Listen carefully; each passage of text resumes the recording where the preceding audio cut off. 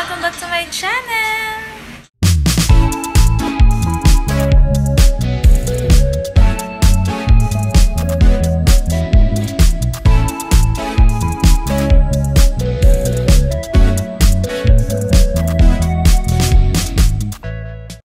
For today's video, magluluto ako ngayon ng ginataang santol. And ipapakita ko sa inyo kung paano ako magluluto ng ginataang santol. Actually, first time ko pa lang itong magluluto. Pero gusto ko ipakita sa inyo kung paano ako magluto. So, tara, samahan nyo ako. So, ayan, babalatan ko lang to tapos ikakadkad ko lang para iluluto na natin siya. Hindi ko alam kung hanggang saan ko makakaya yung pagkadkad dito or hihingi ako ng tulong. So, ayan, simulan na natin yung pagluluto ng ating ginataang santol. So, magkakapi ako kasi yan, kakalisin ko lang. Magkakapi ako and nilalagyan ko ng lemon yung kape ko. Yung kape ko is no sugar and then nilalagyan ko siya ng lemon. Iniinom ko to kapag wala pa akong kain. Yung ito talaga yung kape tapos lemon. Agising ko sa umaga, ito yung inaalmusal ko. Sabihan ko na may kape. Bago ako mag-start magluto, magkakape muna tayo. So, ayun guys, balik ako sa inyo pagkatapos ko magkape.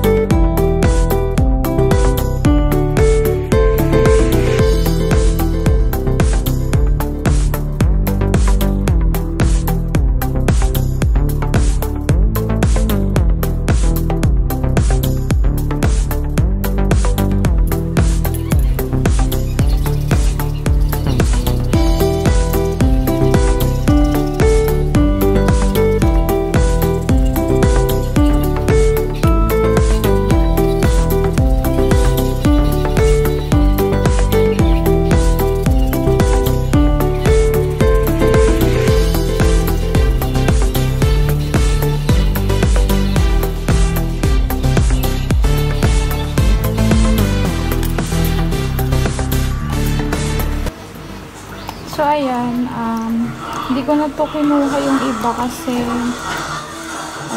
ayan, na kasi siya, may mga malambot-lambot.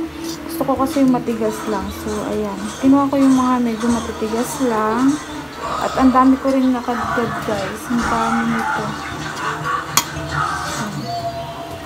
So, uugasan ko na to and pipigain para mawala yung katas kasi may katas siya, guys. ayan, pipigain ko na lang to para mawala yung katas and hugasan. So, papakita ko sa inyo.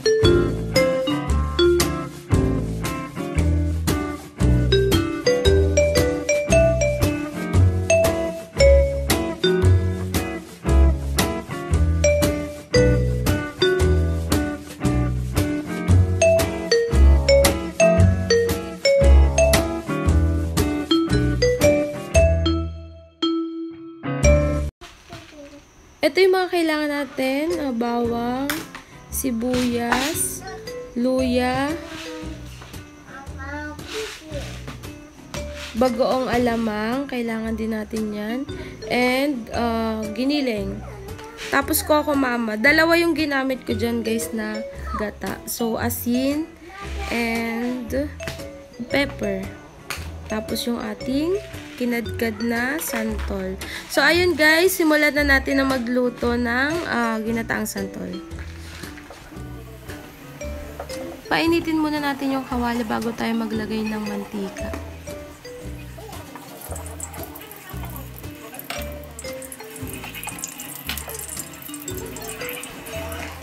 Pag mainit na yung mantika, pwede na tayo maggisa ng sibuyas, bawang at luya.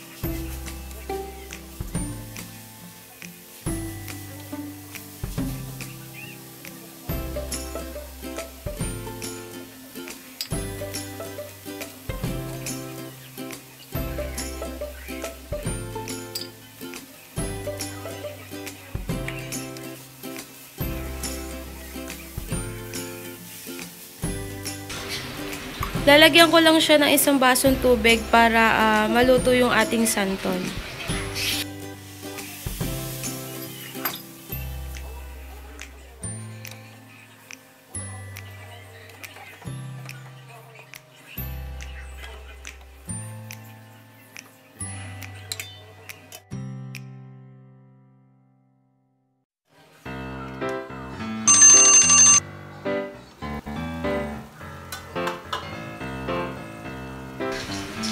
Pagkatapos, saka ko siya lalagyan ng ginataan or yung ating kokomama gata. Dalawa yung nilagay ko dito guys. Isa lang yung napakita ko pero dalawa talaga yung nilagay ko dyan. And, ayan.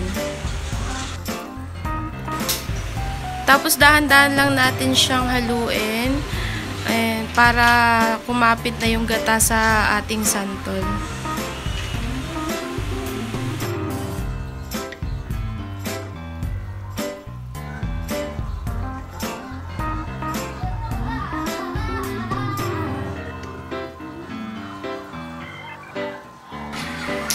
Tapos, takpan lang natin siya. After ilang minuto, luto na to guys. And pwede na natin siyang iserve.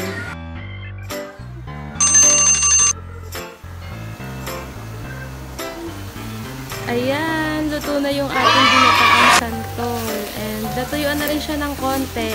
At nga pala, naglagay ako guys ng 5 pirasong siling labuyo para maanghang. Pero optional lang yun guys kung gusto nyo maglagay or hindi. Gusto ko kasi medyo maanghang siya ng konti.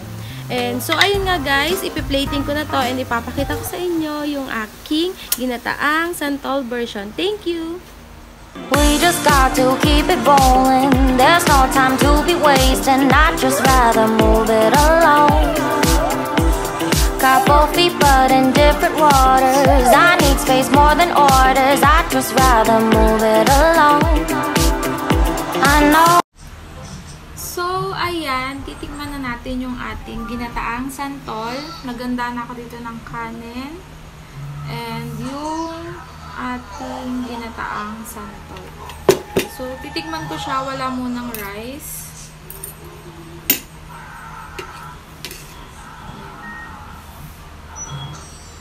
Titikman ko siya. Ang harap. Maasim-asim siya, guys. Ako naman siya ng rice. Gusto ko yung may sili. Papakita ko sa inyo yung sili. Ayan. Tapos lalagyan ko ng sili. Ayan yung sili. Tapos rice.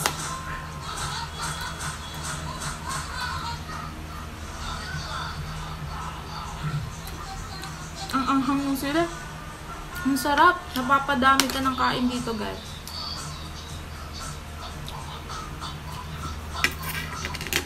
Sarap. So, ayun nga, dito na nagtatapos ang aking video.